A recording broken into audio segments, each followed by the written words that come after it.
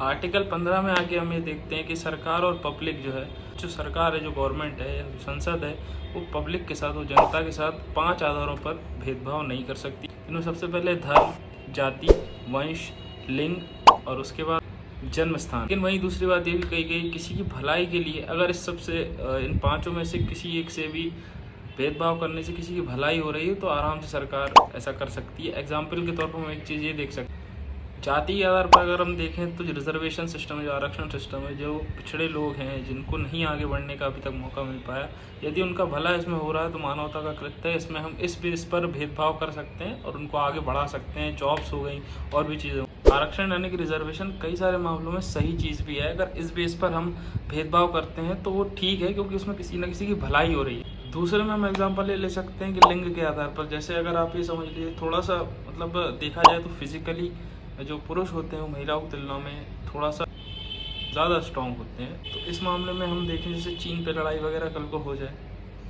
जैसे परिस्थितियाँ हैं, संभावना है कि हो सकती है थोड़ा बहुत, तो वहाँ पर यदि कोई महिला अगर लड़ने को जाएगी तो आप जान सकते हैं कितना गलत हो सकता है। वहाँ पर पुरुष रहें तो तुरंत जो है कार्रवाई की जा सकती है, तुरंत सारी चीज़ें हो सकती है। महिलाओं का सुरक्षीकरण भी इसमें हो रहा है, वो सुरक्षित हैं इस चीज़ में, तो उसमें एक तरीके से भलाई हो रही है। इसको भी एग्जाम्पल के तौर पर देख सकते हैं।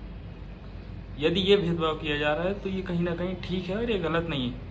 इसी तरीके के कई सारे भेदभाव हैं जिसमें किसी न किसी का यदि भला हो रहा है तो भेदभाव ठीक है। ये बताया गया है आर्टिकल 15 में। आर्टिकल 16 में दिया गया है कि जो लोक निर्माण है उसकी समानता इस देश में रहेगी, मीन्स इक्वलिटी ऑफ अपॉर्चुनिटी। इसमें सभी को इक्वलिटी है, लेकिन पॉजिटिव डिस्क्रिमिनेशन के आधार पर 3 लोगों को आरक्षण यानी कि रिजर्वेशन दिया है। इसमें जाति, लिंग यानी कि जेंडर, तीसरा जन्म स्थान है।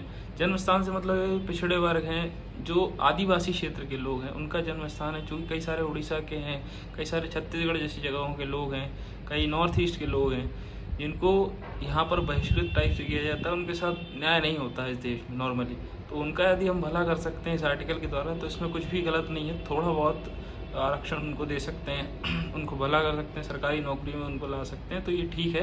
ये बताया गया आर्टिकल 16 यानी कि आर्टिकल 16 में। आर्टिकल 17 में बताया गया है कि छुआछूत हर प्रकार से गलत है तब तक जब तक इससे किसी का नुकसान ना हो रहा हो। जैसे कि अभी कोविड आया था, जो कि ताज़ा उदाहरण है, इसके अलावा और कोई उदाहरण फिलहाल मुझे नहीं समझ में आता।